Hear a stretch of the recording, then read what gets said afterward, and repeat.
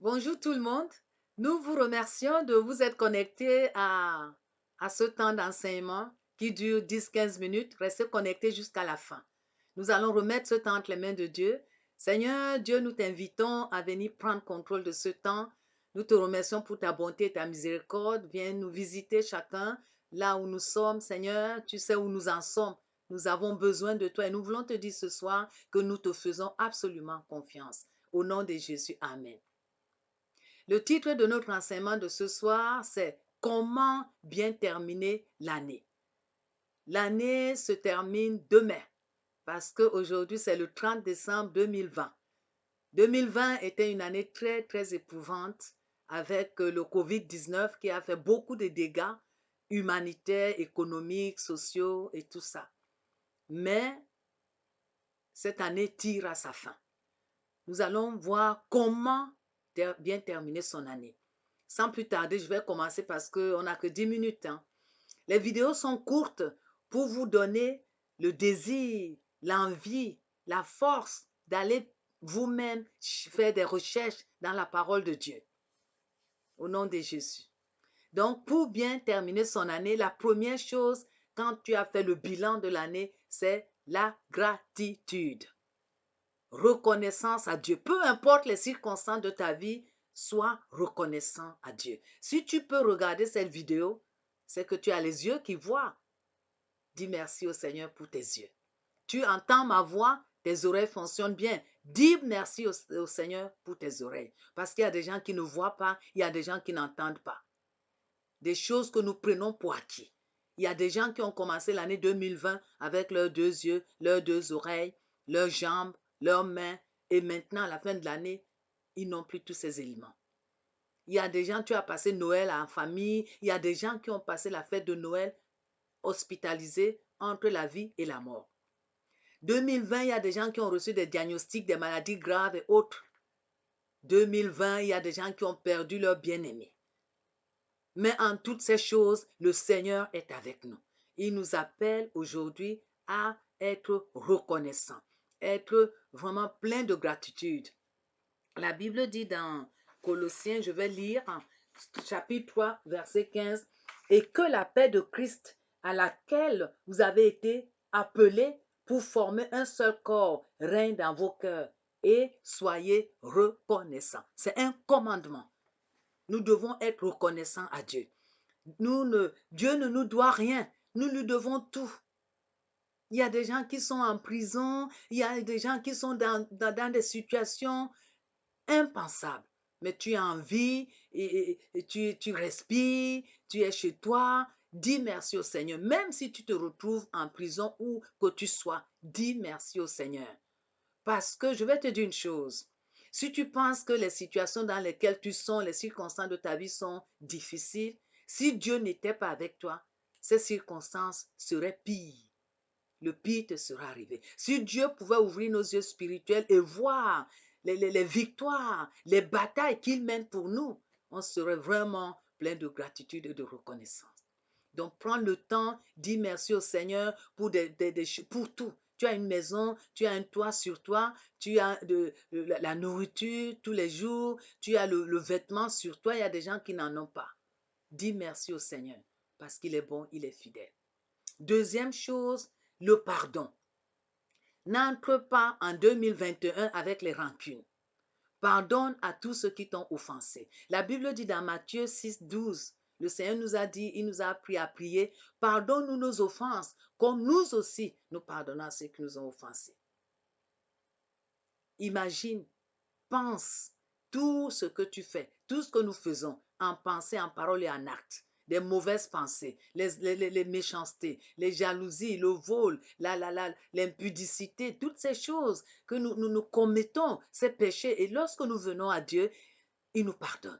Il a dit, si nous confessons nos péchés, il est fidèle et juste pour nous les pardonner, nous purifier de toute iniquité. Mais lorsque nous refusons de pardonner aux autres, nos péchés aussi ne sont pas pardonnés. Ce n'est pas facile de pardonner, mais tout ce que Dieu te demande, tout ce que Dieu nous demande, c'est de prendre la décision de pardonner.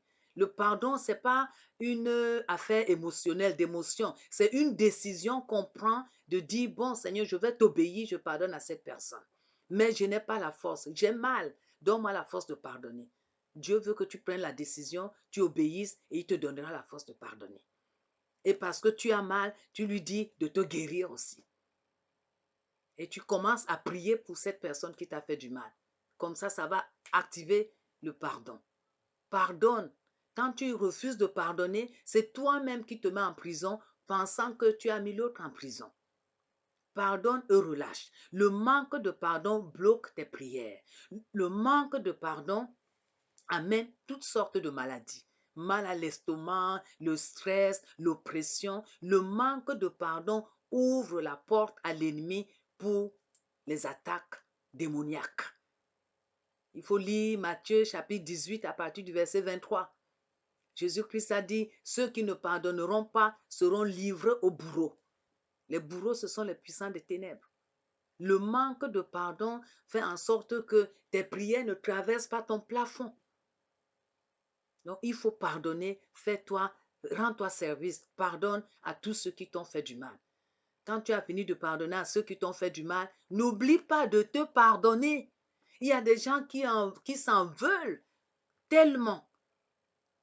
Les choses que tu as faites, les péchés que tu as commis, Dieu te les a pardonnés. Pourquoi ne te pardonnes-tu pas toi-même? Tu vis dans le remords, le regret. Dieu te donnera d'autres opportunités de faire du bien. Mais pardonne-toi toi-même et relâche-toi. Pardonne-toi. Ne vis pas dans les regrets. Ça te ronge. Le Seigneur t'a pardonné. Pardonne-toi toi-même. Il y en a qui en veulent à Dieu parce que leurs prières n'ont pas encore reçu l'exaucement. Ils en veulent à Dieu parce que leurs êtres chers sont morts. Ils pensent que Dieu les a laissés mourir. Ils en veulent à Dieu pour tout un tas de choses. Ils murmurent contre Dieu. Ils en veulent à Dieu. Si tu en veux à Dieu, et c'est Dieu qui peut te sauver, c'est lui qui peut te guérir. Alors comment tu crées toi-même un blocage? Il faut que tu pardonnes à Dieu. Ça fait rire, ça fait sourire. Dieu n'a pas besoin de notre pardon. Mais quand tu le relâches, tu dis Seigneur, ok, j'ai compris, je ne t'en veux pas, tu es pour moi. Si Dieu est pour toi, qui peut être contre toi? Ça te relâche toi-même, ça te libère. Donc tu dois te pardonner. Tu dois pardonner aux autres et tu dois pardonner à Dieu.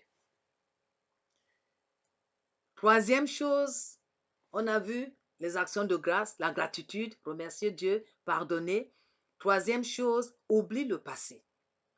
2020, tu fais le bilan. Tu regardes les opportunités ratées. Tu regardes les choses qui auraient pu tourner autrement. Tu regardes ce que tu aurais dû faire, que tu n'as pas fait. Tu ne peux rien. Il faut remettre ça à Dieu. Tu as demandé au Seigneur de te pardonner. Oublie le passé. Oublie le passé. J'ai une parole pour quelqu'un.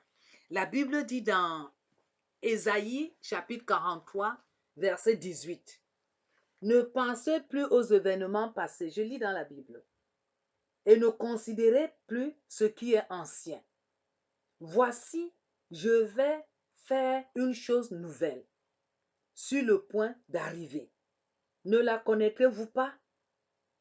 Je mettrai un chemin dans le désert et des fleuves dans la solitude. Les bêtes des champs me glorifieront, les chacals et les autruches, parce que j'aurai mis des eaux dans le désert, des fleuves dans la solitude, pour abreuver mon peuple, mon élu. Voilà ce que Dieu dit. Oublie le passé afin que Dieu fasse de nouvelles choses qu'il veut faire dans ta vie. Si tu n'oublies pas le passé, tu vis dans le passé, tu vis dans les regrets, comment Dieu peut-il amener de nouvelles choses qu'il a prévues pour toi? Oublie le passé. La dernière chose que tu dois faire, c'est consacrer l'année suivante, l'année prochaine à Dieu. Consacre-toi à Dieu. La prochaine vidéo qui viendra, ça sera une vie de consécration. Tu vas comprendre la puissance, l'importance d'une vie de consécration. Consacre ton année à Dieu. Dis au Seigneur, l'année qui vient, 2021, qui t'aide à être au bon endroit au bon moment. Dis au Seigneur que le Seigneur t'aide à vivre pour lui. Que le Seigneur t'aide à tout abandonner entre les mains de Dieu. Dis au Seigneur que 2021, que le Seigneur t'aide à répondre à l'appel de Dieu d'aller annoncer l'évangile. Toi-même, tu as été sauvé parce que quelqu'un t'a dit que Jésus-Christ est mort pour toi. Va le dire à quelqu'un d'autre. Consacre 2021 entre les mains de Dieu, ta vie, ta famille. Paul a dit, je sais en qui j'ai cru et je suis persuadé qu'il a la puissance de garder mon dépôt jusqu'à ce jour-là. Tout ce que tu confies à Dieu, tu donnes au Seigneur, il a la puissance de le garder, de le protéger. Au nom de Jésus-Christ, j'ai fini. Nous allons prier au nom de Jésus. Je vais prier pour des gens qui ont des alarmes, qui ont la peur du lendemain.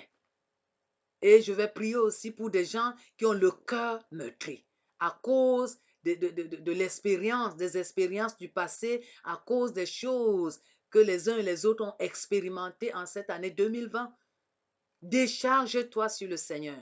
La Bible dit, venez à moi, vous tous qui êtes fatigués, et je vous donnerai le repos. Je vais prier aussi pour ceux qui n'arrivent pas à pardonner. Que le Seigneur te donne la force de pardonner. Pardonne à ton conjoint, pardonne à ton épouse, pardonne à tes enfants, pardonne à tes amis. Et pardonne-toi toi-même. Seigneur Dieu, je vais prier pour tous ceux qui ont écouté ce message, pour ceux qui n'arrivent pas à pardonner, donne la force de pardonner. Seigneur, pour ceux qui ont des alarmes dans le cœur, je prie pour la paix. Tu es le prince de paix. Viens régner dans les cœurs. Enlève la peur. Je brise l'emprise de la peur sur quelqu'un au nom de Jésus-Christ. Je prie pour ceux qui pleurent. Seigneur, c'est la fin de l'année. Ils ont perdu leur bien-aimé en 2020. Ils vont passer cette première fête de fin d'année sans leur bien-aimé. Je prie que tu les encourages, Seigneur. Je prie que tu essuies les larmes, Seigneur. Je prie que tu les fortifies, Seigneur, au nom de Jésus-Christ. Nous te remercions, Seigneur, et nous remettons, Seigneur, nos vies entre tes mains, afin que ton règne se manifeste dans chaque aspect de notre vie, au nom de Jésus-Christ. Amen. Soyez bénis abondamment. Au nom de Jésus. Amen.